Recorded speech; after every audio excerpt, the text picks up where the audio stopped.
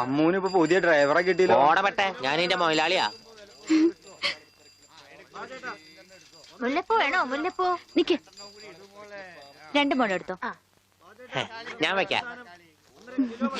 Hi, വൃത്തിയായിട്ട മണം.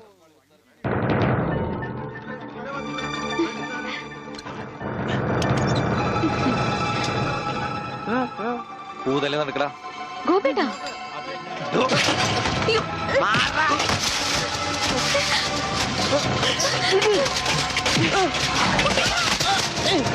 ഉണ്ണി, ഇനി അവനെ തൊട്ടതിന്റെ കൈ ഞാൻ വെട്ടും.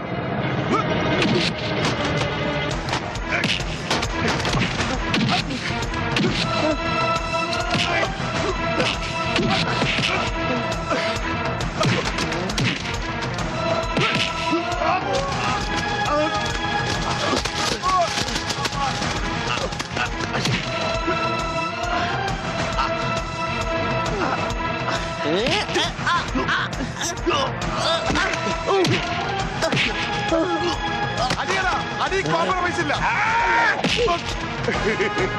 എനിക്കൊന്നും പറ്റില്ല.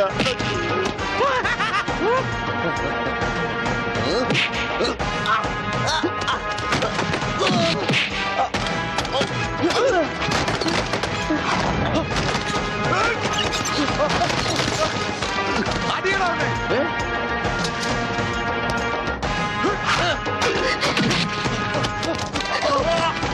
ഉണ്ണി, വേണ്ട, അവന്റെ തലക്ക് തരും. അയ്യോ അയ്യോ വേണ്ട.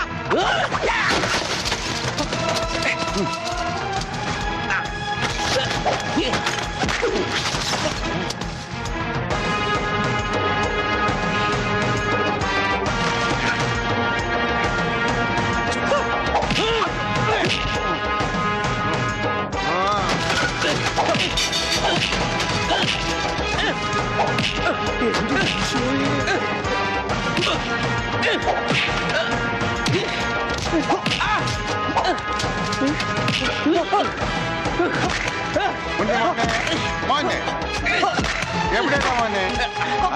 ഇവിടെയാണ് തല്ലി.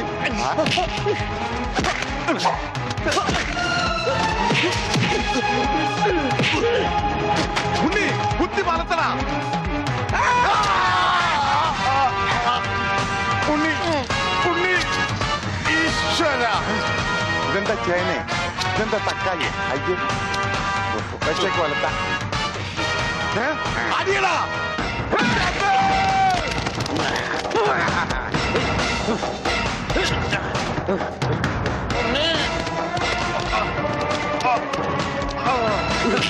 അയ്യോ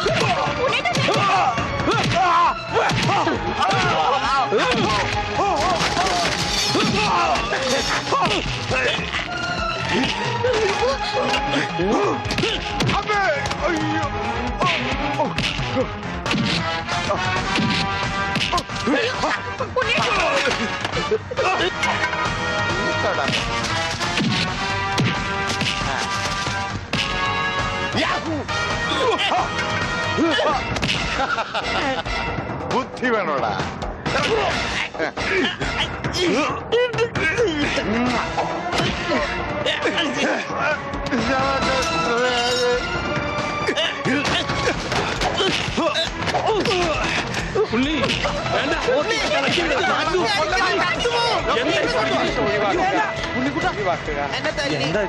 നിനക്കെങ്കിലും കുറച്ച് ബോധം ഔട്ടാവും ഞാൻ വിചാരിച്ചത്.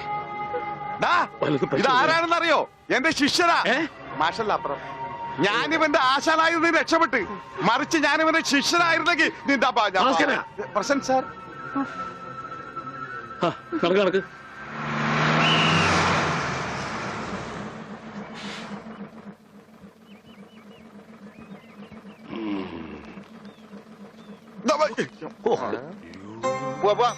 ഒരാളും കൂടി ഉണ്ട്. വേണ്ട വേണ്ട, ഇങ്ങോട്ട് വന്നിട്ട് കടം പറഞ്ഞു. ഇനി തിരിച്ചു കയറുന്നോ?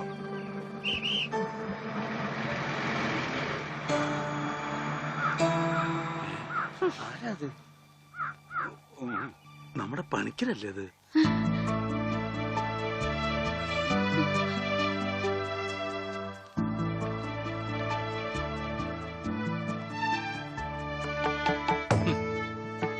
താൻ എവിടെയായിരുന്നു പണിക്കരെ? താനെന്താ ഒന്നും മിണ്ടാത്തെ? എന്റെ മാഷയുടെ മകൻ ഉണ്ണികൃഷ്ണനില്ലാതെ ഞാൻ എങ്ങനെയാ നാട്ടിലേക്ക് മടങ്ങി വരിക? അതുകൊണ്ടാ ഇത്രയും നാൾ ഒളിവിൽ കഴിഞ്ഞത്. അവനെ നഷ്ടപ്പെട്ട അന്ന് മുതല് മാഷ് കൊടുക്കണ പരസ്യം ഞാൻ കാണാറുണ്ടായിരുന്നു. ഇപ്പൊ കുറച്ചു കാലമായിട്ട് പരസ്യം കാണാതെ ഇപ്പൊ ഞാൻ വിചാരിച്ചു ഉണ്ണി വന്നു അല്ലെങ്കിൽ മാഷ് മരിച്ചു. ഇതിലേതാ മാഷെ സംഭവിച്ചത്?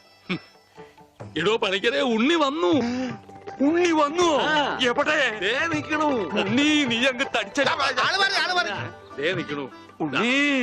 ഓ അയ്യോ, തൃപ്തിയായി. മോനെ അയ്യോ, ഇത്രയും കാലം അലഞ്ഞിരുന്ന് നടന്നെങ്കിലും അതിനൊരു പരിസമാപ്തി ദൈവം തന്നുവല്ലോ. എന്റെ ഉണ്ണി, അന്ന് നീ എവിടേക്കാ പോയി?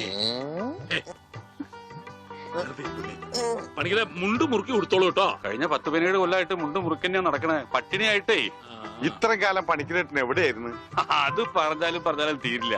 കൊറേ കാലം തമിഴ്നാട്ടില് ரொம்ப അഴകാന ഇടം, അങ്ങേ നിന്നും കർണാടക, പിന്നെ കൊറേ കാലം ഹിന്ദിക്കാരുടെ കൂടെ. ഹരേ വിളിച്ചപ്പാടേ ഹിന്ദിമേ ബോലോ ബായ്. അച്ഛാ അച്ഛാ, ബഹുത്ത് അച്ഛാ. ഓ, ഈ നാട്ടിൽ ഒരാൾക്കെങ്കിലും ഹിന്ദി അറിയാലോ. ഏതായി കുട്ടി? അല്ലേ, പണിക്കരുടെ മകളാ. ഓഹോ, ഏത് പണിക്കരുടെ? ഓ, അച്ഛാ, ആ, അച്ഛൻ എന്നെ മനസ്സിലായില്ലേ? അച്ഛന്റെ അമ്മുവാ ഞാൻ. അമ്മു മോളെ, അച്ഛനെ എന്നെ മനസ്സിലായില്ലോടി. അമ്മു മോളെ. അച്ഛന് മോനെ മനസ്സിലായിട്ടാ? പിടിച്ചോ.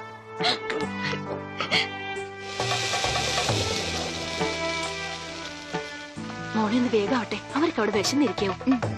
ഇപ്പൊ നമ്മളെ നാട് കണ്ടിട്ട് പണിക്കർക്ക് എന്ത് തോന്നണം? ഇത്രയും പുരോഗതി ഈ നാട്ടിനുണ്ടാവും ഞാൻ സ്വപ്നത്തിൽ പോലും വിചാരിച്ചു. ഞാൻ ഇവിടുന്ന് പോകുമ്പോ കോണവും പോലും ഉടുക്കാത്തവര് ഇപ്പൊ പാന്റ് ഇട്ട് നടക്കണു. ഇത്രയും പുരോഗതി ഇവിടെ ഉണ്ടാവാൻ കാരണം പണിക്കര് തന്നെയാ. ഇനി അതൊന്നും എന്നെ ഓർമ്മപ്പെടുത്തരുത് പത്രോസേ.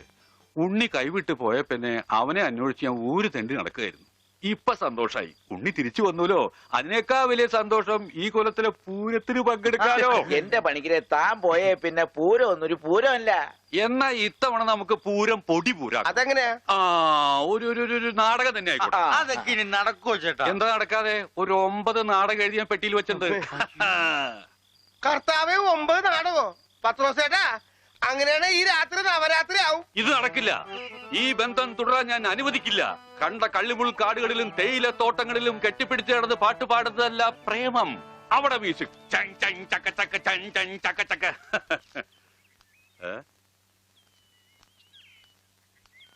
എന്താ ഇത്?